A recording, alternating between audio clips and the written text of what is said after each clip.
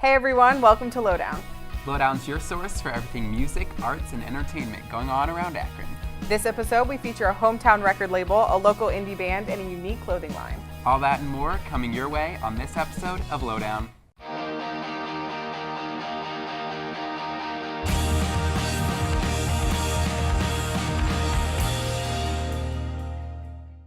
Hey everyone, I'm Josh. And I'm Celeste. So Josh, what have you been doing since the last episode? I'm glad you asked, Celeste. I actually got to sit down with Ledges, an up-and-coming indie rock band based right here in Akron. That's so cool. How did you find them? Do you remember the music festival Jack and I went to in Cincinnati? Yes, I do. Well, they were performing there, and since they're based out of Akron, I thought they'd be perfect to feature on our show. Awesome. Let's take a peek.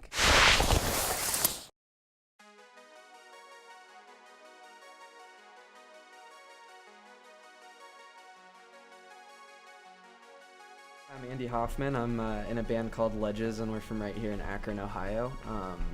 Yeah, we've been playing together for a few years now. We're excited to be here.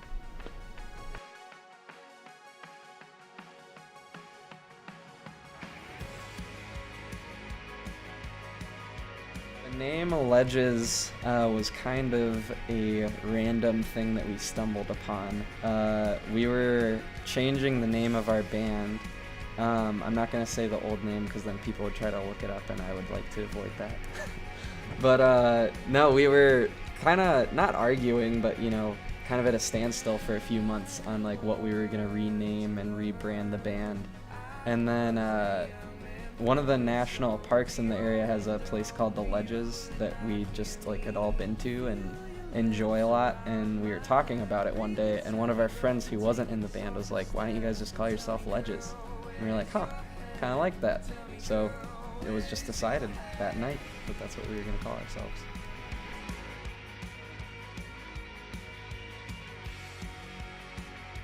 So we've all been friends since high school. Almost all of us went to the same high school.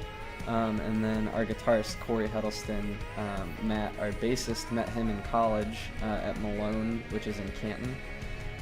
So we've all been in the Akron area for the past decade, and we just started playing music together when we were in high school. And it was a little rough at first, as it almost always is when you're young and doing that. But we just kept writing together and kept growing as musicians and friends, and that's kind of how we got to where we are today. I don't know how much Akron influences our sound as much as just our life experience. I mean, that's what we write about, is our experiences and relationships and things that we've been through. But we love Akron. It's a great hometown. Another just practical reason is that it's very cheap to live here, so I like that a lot. But yeah, other than that, we love Akron as a whole. We've all grown up here, basically. And it's really cool just to kind of have your roots in one place together as a band. I think that informs a lot of the same experiences that you draw from. And I'm actually a University of Akron alumni. I graduated in 2013.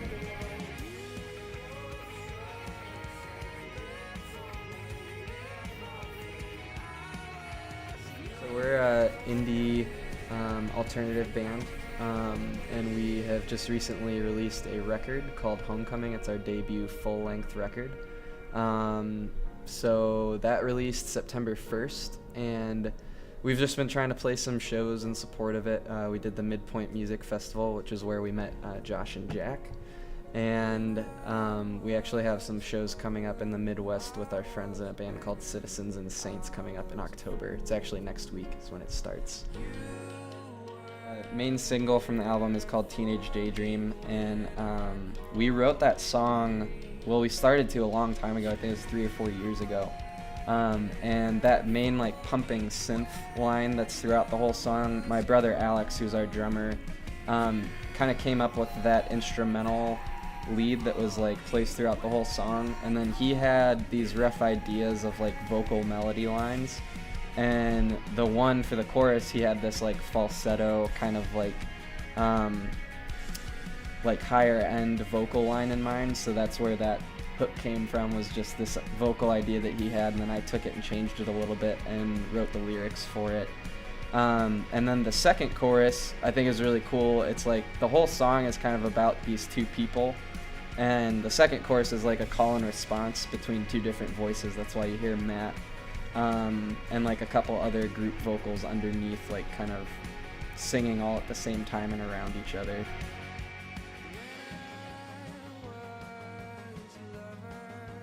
Yeah, so if anyone wants to check us out, we're online. Our album is on Spotify, iTunes, Apple Music, Google Play, all the major digital outlets.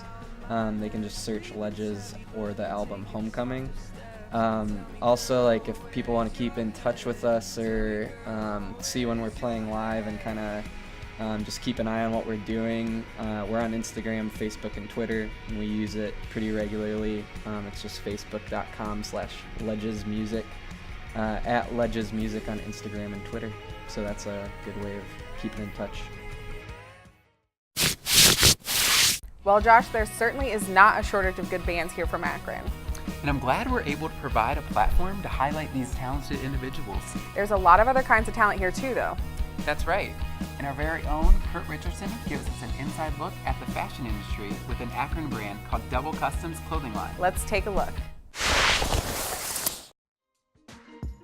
In 2015, we decided to start the business because like a lot of people came to us with ideas and they're like, you guys keep doing this, you guys should start a business. So we decided to start the business and called it Double Customs because like it's two of us, we're twins, double, and we do custom artwork. So that's why we came up with the name Double Customs.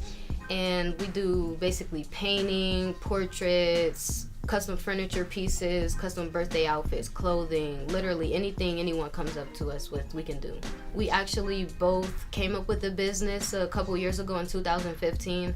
We wanted to like do something and show our talent more because a lot of people come to us with ideas and we just wanted a platform to showcase our talent and showcase theirs at the same time because a lot of people are like really like talented, they have no idea and they have a lot of ideas, so our goal was to bring their visions to life.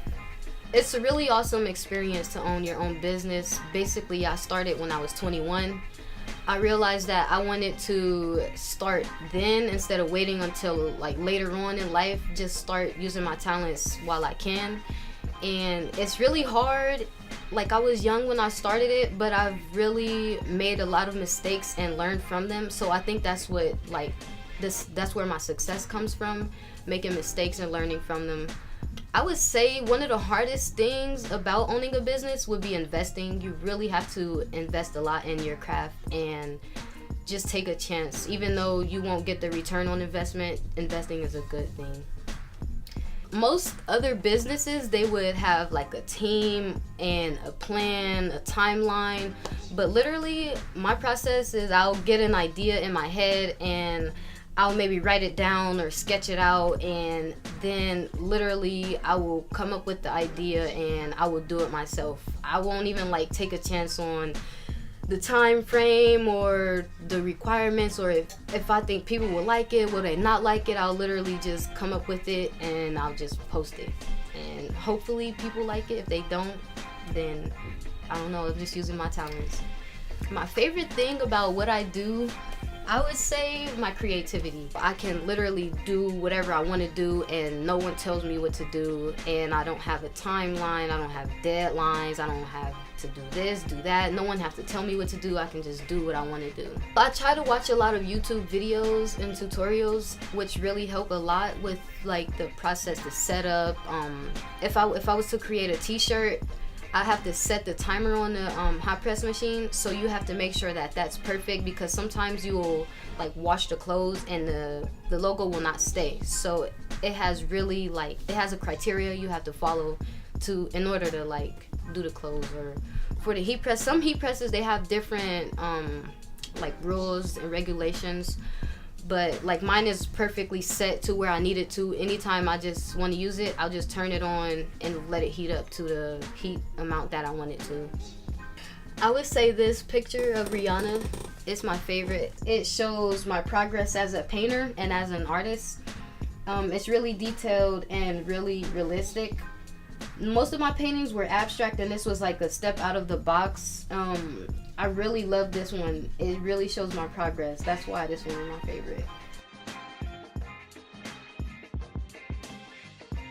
I also want to showcase other artists' talents. I want to bring more people on the team, photographers, videographers, tailors, seamstress, all that type of stuff. And I want to like incorporate all of that in one, have models, photographers working with each other.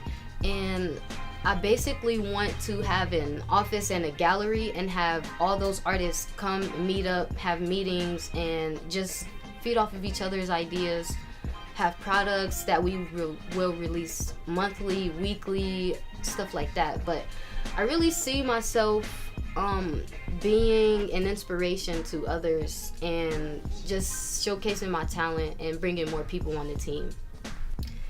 The inspirations that I get, basically I just follow on the latest trends that come out. Fashion is really huge right now.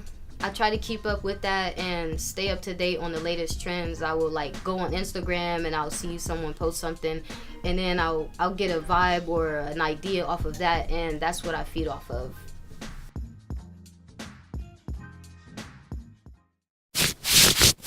Okay, maybe I need to do some shopping. That clothing has some real style.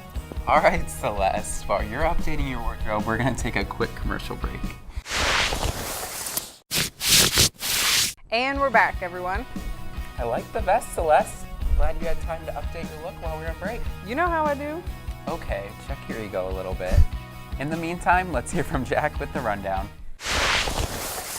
Hey folks, it's that time again. That's right, it's time for some new music. Let's get right into it with the rundown. I've covered a lot of trap music on this show that isn't exactly the most highbrow, and there's nobody that's as lowbrow as Lil Pump. He's part of a new wave of Florida SoundCloud rappers who creates music that flies in the face of the standards for conscious hip-hop. His music is repetitive and his personality is complete unadulterated ignorance. Singles like D-Rose are just completely off the wall. The production even goes against what's considered real hip-hop with its distorted and blown-out bass line. Fans of old-school hip-hop should probably just steer clear of this, because it's going to trigger anybody that looks for hip-hop that has any semblance of lyricism. However, the sheer commitment to being dumb on Lil Pump's latest album is honestly impressive to me. Listening to Lil Pump is like watching a really raunchy horror film. It's essentially pulp entertainment, but it cuts straight to the point, and it's not afraid to embrace its own hedonism. If you can actually manage to find some entertainment value in Lil Pump though, I don't know how long that's gonna last. His hooks are based in repetition and simplicity, and once you've heard the handful of punchlines in his lyrics, they aren't exactly funny after subsequent listens. In a sea of rappers who more or less sound the same, Lil Pump at least veers into his own lane.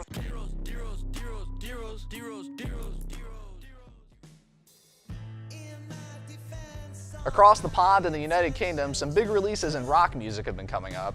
Keeping up in the theme of musicians that are controversial for their public personas, let's talk about former Oasis frontman Liam Gallagher. This rock star has pretty much made a name for himself by always getting on the bad side of people and getting into fights whenever possible. His latest solo record, though, hasn't made me a fan exactly. While some of his supporters might be happy to have some new material from him, there's nothing I can really say about this record that'll make you think it's interesting. The instrumentals don't have any sort of melody or riff that jumped out and grabbed my attention, and Gallagher's lyrics are pretty trite and superficial. This definitely feels like one of those comeback records that wouldn't stand alone without the pedigree behind it.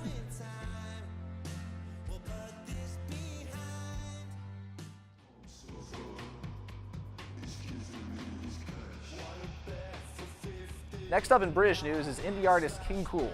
For those who don't know, King Krule has generated some buzz for himself thanks to the weird fusion of punk, jazz, and hip-hop that is present within his music. Not only that, but his music doesn't shy away from embracing the more gritty aspects of his personality. King Krule's gruff voice is on full display on the latest single from his upcoming album. Dumb Surfer seems like it was recorded by microphones layered in a toxic sludge, and the performance from Archie Marshall seems to be even more spacey and lo-fi than his previous work. The other thing I enjoy about this song is the variety that's present throughout. The main melody throws out a jazzy saxophone which really complements the dissonant and depressing percussion. I'm really digging the progression that King Krule shows with this single, and I think fans of more off-kilter music will find something in his new album.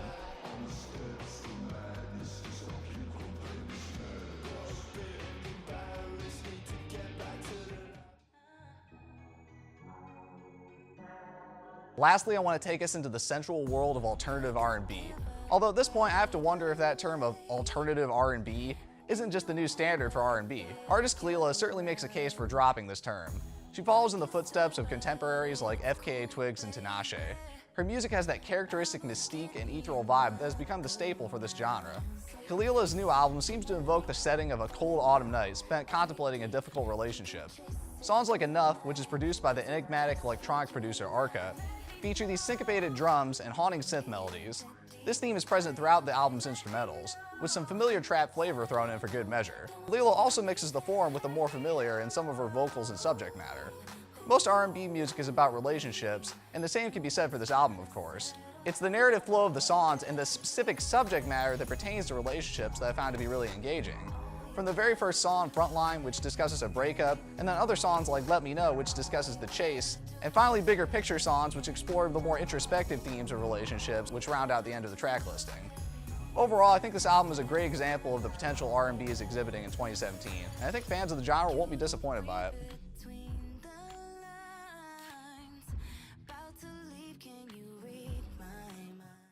That's all I've got for today. Tune in next time for more music right here on Lowdown. Thanks, Jack. The Rundown is always in tune with the latest music. And speaking of the latest music, Lowdown hits the campus of Akron to hear straight from some students. What exactly do these students have to say, Celeste? Well, actually, we made them play a game of musical Would You Rather. Let's check it out. Hey, it's Micaiah J here with ZTV Lowdown, here with the students to play a game of musical Would You Rather. Would you rather hear bagpipes for 5 hours or nail scratching on a board? Bagpipes. I think bagpipes, yeah. Bagpipes, definitely. yeah. Definitely bagpipes. Why is that? I just think they sound a lot better. They were played at my grandfather's funeral, so I don't mind them. Definitely bagpipes, because nails on a chalkboard is very unpleasant. I would rather read a book and listen to the bagpipes. I would much rather listen to bagpipes because you can make bagpipes gangster. Who would you rather have lunch with, Kendrick Lamar or J. Cole? Kendrick Lamar. J. Cole. No. I would much rather go out to lunch with J. Cole because I feel like if I go out to Kendrick, he'll be saying a whole lot of unnecessary stuff because, you know, I feel like Cole would just be cool and Kendrick would be all over the place. J. Cole. J. Cole, why? I don't know. I just feel like it would be more to talk about with him. Love Kendrick. He's actually one of my favorite artists, but, you know, much rather hang out with Cole. Would you rather be the world's greatest singer or the world's greatest rapper? I would rather be the world's greatest singer because you could do more with singing, I feel, than rapping. Singer. Yeah. Singer, definitely. I'm already the world's greatest rapper. Okay. I got bars for days. I'm coming out with an album called, you know, Do What You Gotta Do Until Doing What You Gotta Do gets done. After you do that, you do something different. It's the name of the album. I just feel like rapping is just so like in your face, and I can't do that. I just like peaceful. Yeah. Mostly anyone can rap, but to sing, it takes more of like God-given talent with like the skill of your voice. Would you rather be stuck on a desert island with Lil Uzi or Lil Yachty? I'd rather be stuck on an island with you, because I'm just saying. Who would you rather be stuck on an island with, Taylor Swift or Miley Cyrus? Miley Cyrus. Yeah. Because Taylor Swift was annoying, and then Miley Cyrus, she just seems like she would have fun with it, so that would be better. Definitely Miley Cyrus, because I feel like Taylor Swift would just make a song up about me. Would you rather lose the ability to sing or dance? Lose the ability to sing, because I gotta dance all the time. The ability to sing. I can't do either, but dancing is a lot more fun. I'd rather lose the ability to dance. Okay. Would you rather dance on stage for a crowd or sing on stage for a crowd? Dance, because I can't sing. Doesn't really matter. I can do both. Would you rather be on stage and perform for 5 minutes, or would you rather perform on a video and the whole world sees it? Definitely on stage for 5 minutes, because that's just 5 minutes and not as many people are gonna watch you. Go on stage and sing in front of a crowd. I mean, they might be recording it anyway, but... Definitely dance in front of a stage for 5 minutes. That's short, sweet, and it'll be over. It's really interesting to see the different perspectives of the students on campus. Yeah, we've got a really good variety of people here at UA. And it's kind of funny how different people's tastes are in music. Well, it's a good thing we cover such a wide range of music here. And we'll have more music right after this break. Welcome back, everyone. So, Celeste, have you ever wondered what it's like to run a record label? No, why do you ask? Well, our very own Eddie Gankos actually interviewed the head of an Akron indie label. Wow, I'm impressed. Let's take a look.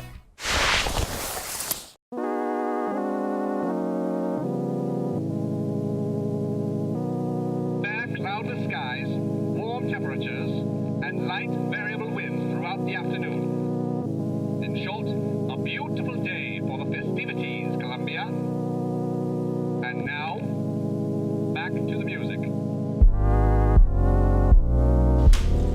My name is Nick Muffett, and I run Small Mammal Records.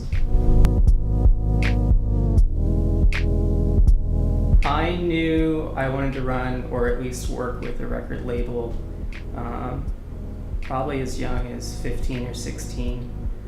That's how I made my choice to go to school, and ever since then I've been working towards it for at least a hobby.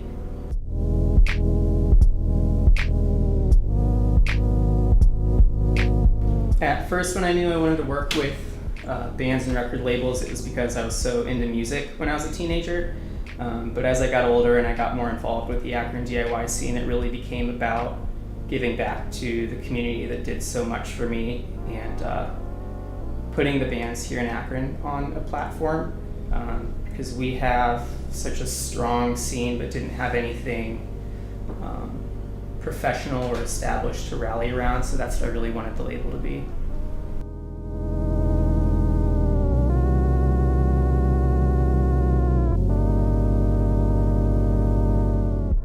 Starting a label was always something that was kind of on the back burner for me. Even as a teenager, I made the decision to go to business school based off wanting to work in the music industry. But after I finished college and had moved out and got a stable job, I decided to kind of go ahead and wing it.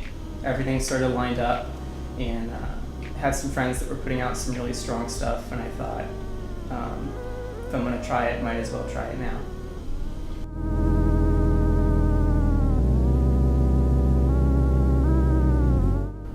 The most rewarding thing about running Small Mammal has been seeing the process all the way through. Having somebody come to you with an idea or with a goal that they want to see met, and then working with them all the way through it, through all the stressful, just minute coordination, until you finally have something physical, a vinyl record in your hand, and then shipping it to people all over the world, and knowing that you've connected a small band here in Akron with somebody in Europe or Hawaii or wherever. As far as future plans for Small Mammal, obviously we'd like to put out more records. We're shooting for 2 releases a year, but we really want to work with bands in Akron right now, so it's just a matter of waiting for that next record to come along. In the meantime, we'd like to get more involved with just the Akron community as a whole. We're working on things like planning more shows ourselves to help support the scene and getting more involved with the community. You can find more about Small Mammal Records at smallmammalrecords.limitedrun.com. You can find us on Twitter at smallmammalrex and on Facebook at smallmammalrex.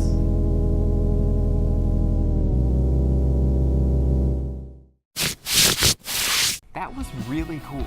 Before this, I had no idea Akron even had its own record label. No, you learn something new every episode. You really do. But that's about all the time we have for this episode, and be sure to tune in next time. In the meantime, though, don't forget to like us on Facebook and follow us on Twitter and Instagram at ZTV Lowdown. I'm Celeste Homard. And I'm Josh Gowdy, and this has been The Lowdown.